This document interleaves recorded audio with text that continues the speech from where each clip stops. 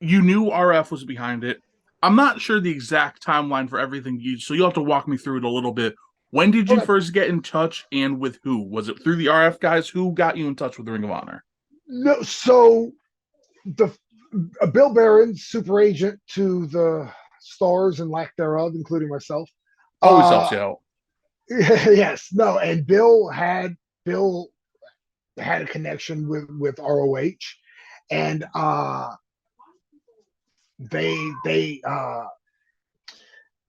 I'm trying to think of the timeline, because I definitely mentioned to Bill like, yo, sign me up, like whatever, whatever I got to do, I'm down, like I'm game. Please get me in on any of these shows. And he was always like, we're working on it. We're working on it. They want a carload of guys from Georgia. You're on the list. Like, okay, okay, okay.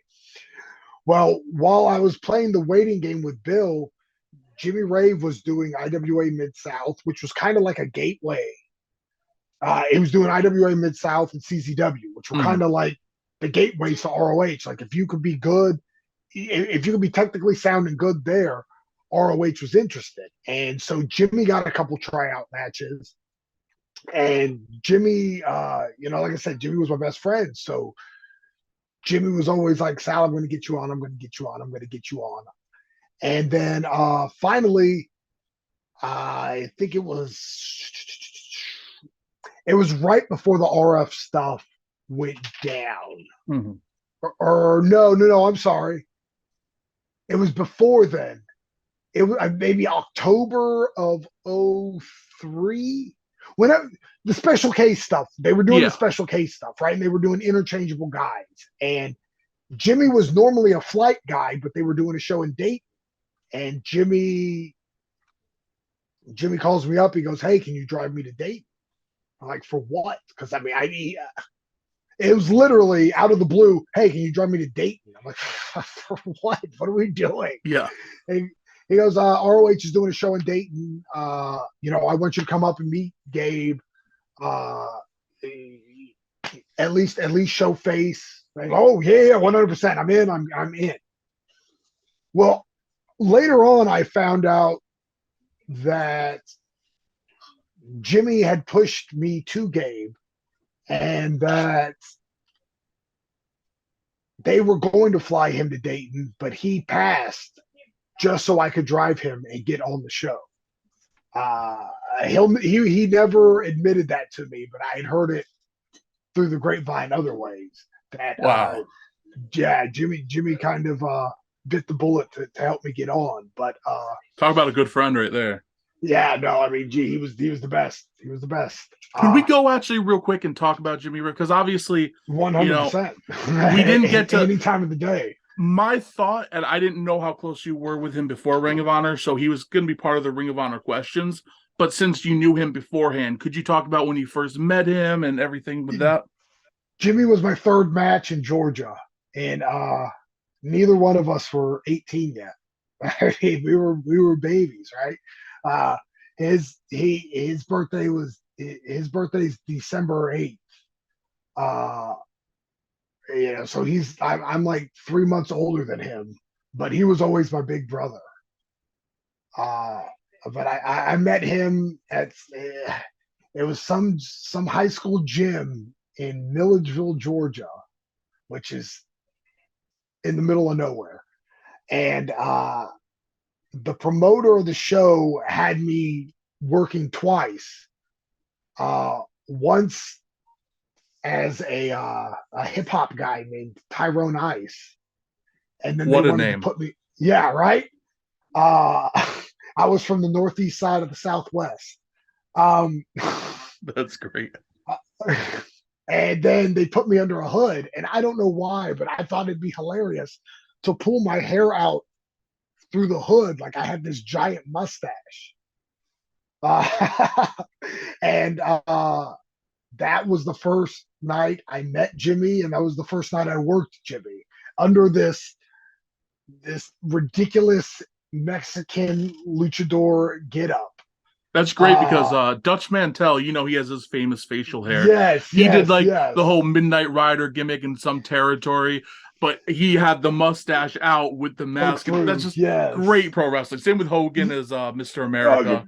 yes, which is still one of my favorites. Is that Mr. America? It just makes me chuckle. But yeah, so one of the things, I mean, like I said, I mean, neither one of us are 18. I mean, we were both babies, and we were just kind of finding ourselves in pro wrestling. Neither one of us.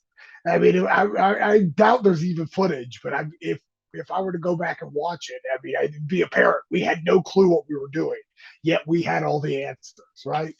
And my favorite part is of that match will always be.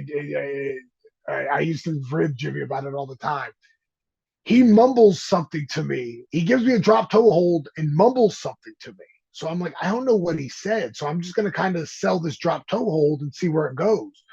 Well, he grabs my arm and starts doing a La Mahi Scrawl Cradle, which is, normally a guy's on all fours and you hook the arm with your leg and roll through into an Oklahoma roll. Well, I'm not on all fours. I'm as flat as a pancake. And so Jimmy's working around my flattened body, trying to do this pretty roll up, Oh and it's Lord. just inconceivably awful. Uh, and for years, I mean, because Jimmy and I ended up wrestling probably 8 million times. And for years, I would always try to get him to Lamar ground cradle me so I could flatten out like a pancake. What a rib. Yeah, yeah, it was, but yeah, I mean, and it was just one of those things where after the match, because Jimmy's one of those guys that like he had just started getting on at Wild Side at that time, and I wasn't there yet. And he was like, "You should try to get on there. I think you would fit up there." And I was like, "Okay, thanks." And I kind of, didn't go immediately. I knew Wild Side was the destination that I wanted to get to. But once I got on there, Jimmy was one of the first guys like, "Oh, I'm glad to see you." And like I said, at that point, I had moved in with Todd and Tony. It was just the three of us in an apartment in Atlanta. And that kind of became the Wild Side hub because a lot of the guys were still living at home with their parents, right? Mm-hmm. There's very, very few of us living out on our own. So like if they wanted to hang out, not be under adult supervision, they would come what we called it Club 8B. Uh, Cleverly enough, because the apartment number was 8B. Very We were clever. real, yeah, yeah, we were super smart. Uh, but that's really where mine and Jimmy's friendship grew. Is Jimmy was there all the time, and for whatever reason, I mean, he just took a special liking to me, and I mean, he was my best friend till his last day. I mean, he's the guy I look up to most in pro wrestling. Uh, I still text him. I'll send him messages on Instagram or whatever. Uh, just most of the time, it's ridiculous stuff. Like a couple months ago, a poster came out. Me and a buddy of mine somehow got put into a tag match where it was me and Tony Atlas versus my buddy and Bob Orton Jr. Oh wow. And so when the when the when the graphic gets sent to me, I'm just like, this is Insane. this is beyond ridiculous. Like none of this even remotely makes sense. So like I sent Jimmy the screenshot. Just like, dude, this look what you're missing, man. Yeah. This how absurd. But yeah, I mean, Jimmy was more of a brother to me than probably any person on this planet. That's Uh, special. It sounds like a special friendship, a real yeah, special one. yeah, yeah. I mean, it's like I still stay in touch with his widow and his son. Uh, I could tell Jimmy Rave stories for hours. I mean, he put in a word for me at so many places and helped get me, like Jimmy's the one who got me into FIP. Jimmy's the one who got me into ROH. After, and we'll get into it, but after the tag title run with Mama Luke ended and Gabe kind of ran out of ideas, I'm the one who pitched joining the embassy to Jimmy. Jimmy's the one who sold it to Gabe. Very cool. Yeah, I mean, he yeah. And Jimmy Rave and the toilet paper will always be synonymous together. And Yeah, so yes, absolutely. And one of my all-time so we're in Chicago Ridge, we're doing a 6-man. And when I'm in the embassy, the whole thing was like I became Jimmy's footstool and I was kind of the do boy, and they all looked down on me.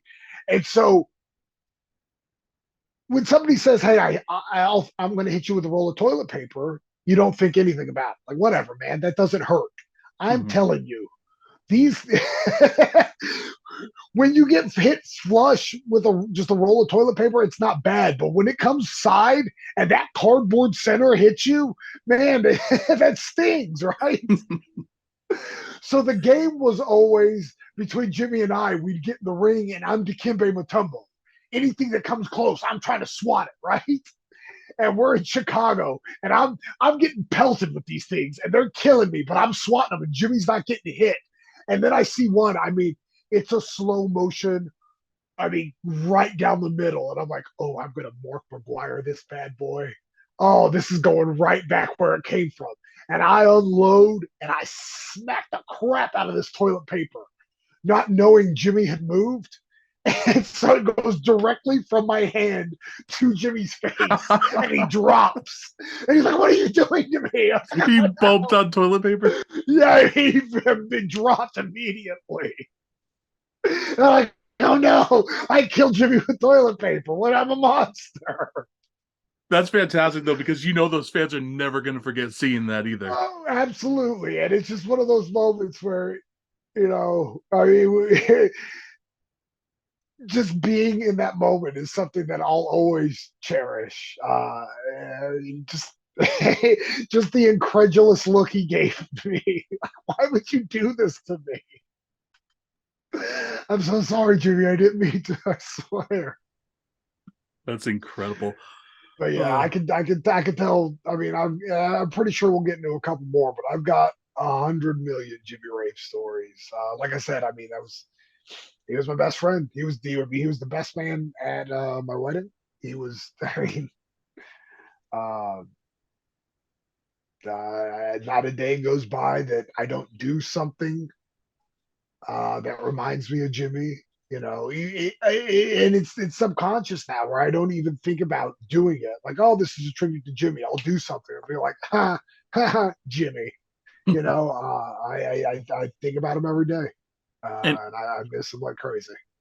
and it's great to keep somebody's legacy alive by telling these stories. Spreading all the joy that they've brought to people. And thankfully he also has he was on TV, he was on TNA, he was on Ring of Honor. So, yes. it's great. That's Jimmy's legacy. I think will forever be. I mean,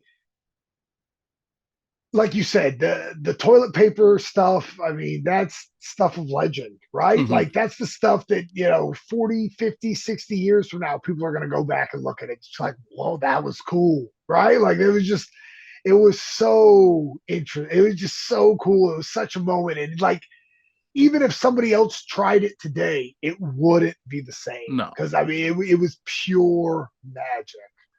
And I always have a soft spot in my heart. And I know a lot of people probably don't even remember it, but the Rock and Rave infection, it was something I have a soft spot in my heart for. Yes, no, it was. So when Jimmy first got to TNA, so like legitimately, he got off the phone with Terry Taylor, and the first person he called was me. And he's like, "Yo, I'm going to TNA." I'm like, it's about time. Awesome, great. Yeah. And so like Jimmy was also always very worried about his spot. And I was like, dude, don't worry about it. Like they wouldn't have, they called you, right? Like you were interested, but they called you. Mm-hmm. Enjoy it. Enjoy the ride. And so when they gave him the Rock and Rave thing, he didn't have a Wii. He had no idea what what was the rock game called? Not Rockman, Guitar Hero at the time, I think it was. Guitar Hero. That yeah, yeah. And he had no idea what it was. So he was like, dude, we got to go get a Wii. We got to go get this game. So we spent probably 3 days straight just playing Guitar Hero so he could figure out what he was on TV. It was like, this is the most absurd thing I've ever done in my life, Jimmy.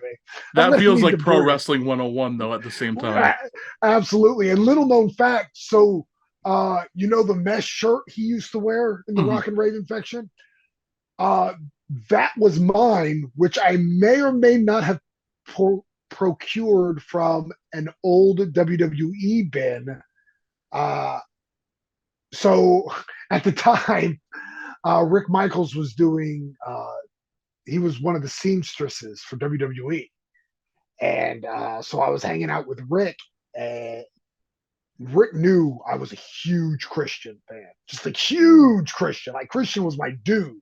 Well, Christian had just left WWE, and in one of the bins, there was a couple of his shirts, and Rick goes, I mean, he doesn't even work here.